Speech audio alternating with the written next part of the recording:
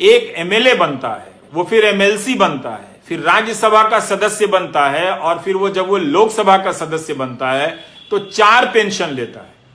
और आपसे कहा जाता है कि हम पेंशन नहीं देंगे, क्योंकि अंग्रेजी में 4 एडिटर बैठे हैं, वो आर्टिकल लिखते हैं कि गवर्नमेंट को ये बोझ नहीं उठाना चाहिए। वो पैसा जो सरकार आपके पेंशन में खर्च करती, वो पैसा किसको जाता है? 5 बड़े उद्योगपतियों को जाता है जब उनका धंधा चौपट हो जाता है। तो सरकार जनता का टैक्स लेकर जनता का पालन पोषण ना करे और 4 उद्योगपति का धंधा डूब जाए तो उनको 5 लाख करोड़ दे और 2.5 लाख करोड़ आपके पेंशन पर खर्च ना करे। और कहा जाता है कि आप एनपीएस में निवेश करें। क्या हम और आप एक ही योग्यता रखते हैं? मान लीजिए कि मेरे पास 10,000 है और आपके पास भी 10,000 है, यहां पे 100 लोग हैं, सबके पास 10-10 हजार है। क्या सभी लोग बराबर क्षमता रखते हैं शेयर बाजार में निवेश कर अपने निवेश को बढ़ाने की? उनमें वो क्षमता है, दृष्टि है? मुझ में तो नहीं है, बहुत सारे लोगों में नहीं होगी। क्या उनको छोड़ा जा सकता है? इसलिए आपकी मेहनत की कमाई टूटती जा रही है और यह प्रक्रिया चली आ रही है लंबे समय से। इसी का नतीजा यह हुआ है कि हम आज इस मोड़ पर पहुंचे हैं कि हमारी अर्थव्यवस्था ठप हुई है, नौजवान बेरोजगार हो गया है। तो आपकी जो नौकरी है वो व्यापक आर्थिक नीतियों से जुड़ी हुई है।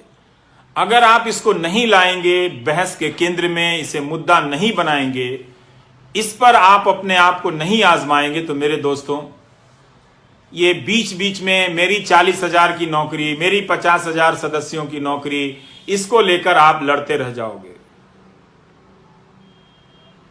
कोई फायदा नहीं होगा। 17 सितंबर को आपने इतना बड़ा आंदोलन किया, कोई फायदा नहीं हुआ। आप मेरी बात को सुनो, मेरे बारे में जो अफवाहें फैला रहे हैं वो फैलाते रहें। आईटी सेल का यही काम है, उनको मालूम है कि मैं बुनियादी सवाल कर रहा हूं और ये वो सवाल है जो 2017 से उठाने के कारण मेरा मजाक उड़ाया जाता है, पर मैं जानता हूं कि ये गलत हो रहा है, इसका शिकार मैं भी हूं। अगर अर्थव्यवस्था नहीं बढ़ेगी तो मेरी भी कमाई नहीं बढ़ेगी। हम जैसे लोग जो ऊपर जा रहे हैं नीचे सड़क के नीचे आ जाएंगे। और आपको तो जीवन में 10 साल या 5 साल के लिए ऊपर जाने का भी मौका नहीं मिलेगा। मुझे तो मिला भी, लेकिन मेरे जैसे बहुत कम लोग हैं और आप जैसे जो मुझसे ज्यादा काबिल हैं, आप लोगों को एक सिस्टम की नीतियों के तहत बर्बाद किया गया। आप समझिए इस बात को।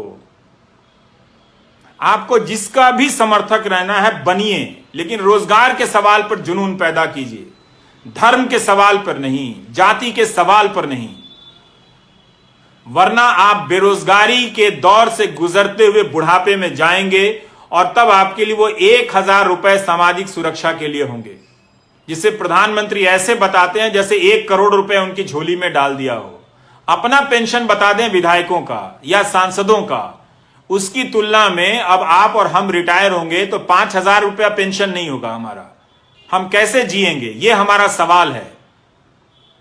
ऐसा नहीं है कि सरकार के पास पैसा नहीं है। अगर सरकार 10-10 लाख करोड़ रुपए बड़े उद्योगपतियों के बेलआउट पे खर्च कर सकती है, जो संख्या में सिर्फ 10 होते हैं या 100 होते हैं, तो सारे सरकारी कर्मचारियों को सरकार पेंशन दे सकती है।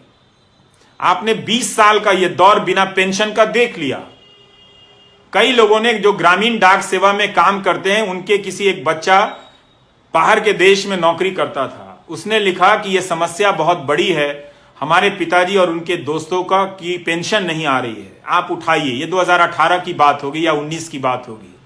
तो मैं इस विभाग को नहीं जानता था, तो उस लड़के ने कहा कि मैं न्यूजीलैंड या कहीं हूं तो मैं कमाकर अपने पिता को भेज देता हूं, पर उन्हें बहुत शर्मिंदगी होती है कि सरकारी नौकरी में 40 साल रहने के बाद भी बुनियादी जरूरतों के लिए बेटे पर निर्भर हैं।